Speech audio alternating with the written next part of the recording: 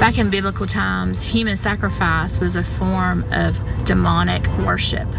We're still doing it in present day by killing our unborn. It's the same demons, it's the same sacrifice, it's the same sin.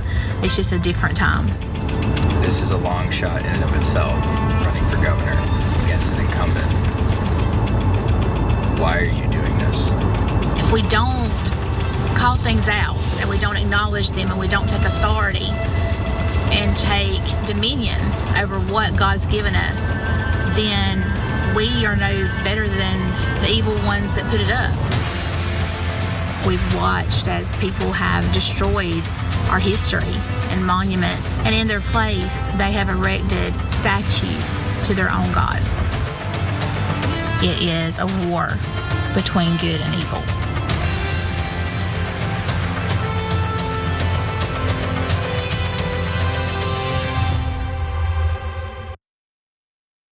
Executive Order 10 from Candace Taylor, who was running apparently for governor of Georgia, in case you guys didn't know who she was. There's a lot of people who didn't, because she did only receive a few percentage points of the entire vote. There is a bit of one of her ads talking about demolishing, or at least we got to take care of these. It's basically the hingestone of Georgia, or hingestone of the United States. Yeah, it's Stonehenge or Hingestone, Stonehenge, all those are the same things. They want to take care of these monuments, the Georgia Guidestones, as she was talking about there. As I mentioned, she didn't win her governor's race, but she is still talking about these types of things. But you know what? After all that talk and after all of that, I guess, conspiracy theories around it and what it is, something actually was done. Let's check this out. This was yesterday.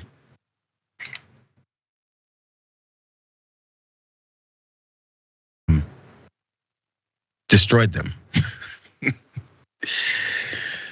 Details on what this was all about, you guys. The mysterious Georgia Guidestones have been bulldozed.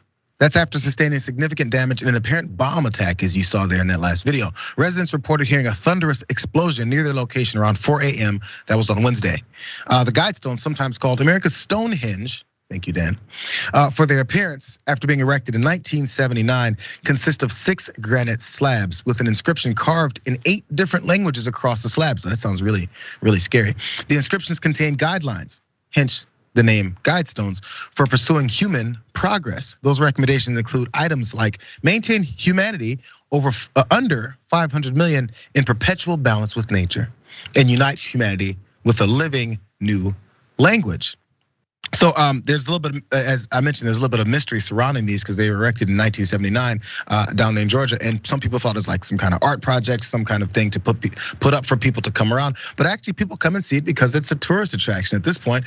Mysterious slabs with directives of how to live in the future. Sounds like something that's a bit intriguing if you're going to show up in Georgia. So a little bit more, because these Guidestones' top suggestion for surviving in a post-apocalyptic world has turned the site into a hub for conspiracy theorists' attention. One of those things, maintain humanity under 100 million people, as I mentioned. That suggestion might not seem so sinister if you think about it, that after a nuclear exchange, the world population would be far below 500 million. I'm not sure why we'd have a nuclear exchange. But for conspiracy theorists, like Candace Taylor there, that commandment has become proof of a plan by global elites to kill off most of the world's current population. Now, I didn't know this. Maybe that's part of the reasons why the pushback on the vaccines. I guess I wasn't paying close enough attention to all the conspiracy theories that led to folks believing things like that. So let's get into more of that, because in 2014, conspiracy theorists called these Guidestones, cited that these as proof that the Ebola outbreak would kill off much of humanity. And in the 2018 Facebook post, this is before Marjorie Taylor Greene was a congresswoman, she endorsed the idea that the Guidestones revealed a world genocide plot. In the pandemic, the Guidestones have come to be seen as proof of an impending great reset of the world, with COVID-19 vaccines used to kill off most people. Weird, because at least in America, I think we topped the 1 million point. It wasn't the vaccines that killed off all those folks, it was the COVID. Also, in case you want to know the further extent of the craziness and the folks talking about this, in 2020, InfoWars chief Alex Jones visited the Guidestones and declared them a temple to the post-human era. Those conspiracy theories have also turned the Guidestones into regular targets of vandalism, which of course went to the largest point of that on Wednesday morning. What's your thoughts, bro?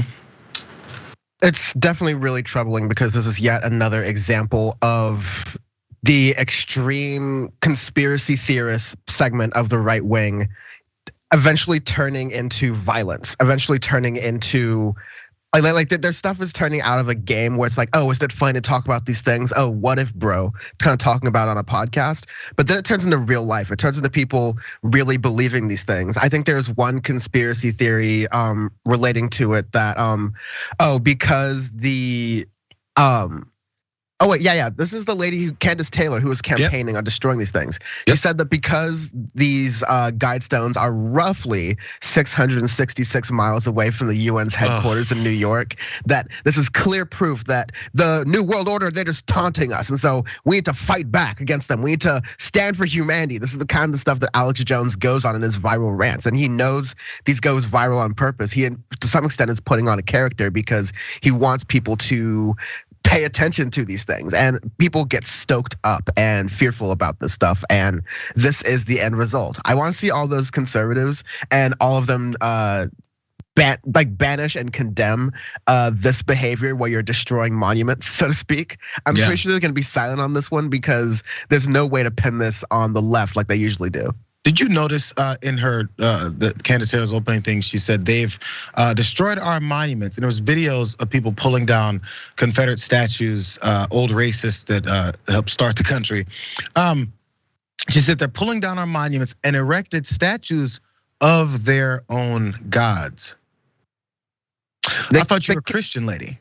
And they also can't prove that like who erected the statue. There's like some, like you said, there's some sort of like official story, so to speak, but or like unofficial story, but they can't pin this on saying, oh, the left pinned this, or the left erected this random Stonehenge-like figure in Georgia, one place. It's not like all over the country. It's not something that's pointed to all the time. It's just, oh, we're gonna put this one thing here and just taunt a few people online who are addicted to a certain part of YouTube.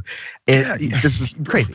You blew up a tourist attraction, which was bad enough. I thought conservatives were all about property. You guys protect from property damage from vandals and people who like to destroy things. Again, now that thing about pulling down statues, they erected their own gods, which means their gods are these statues of old Americans that were racist or oppressive and all this.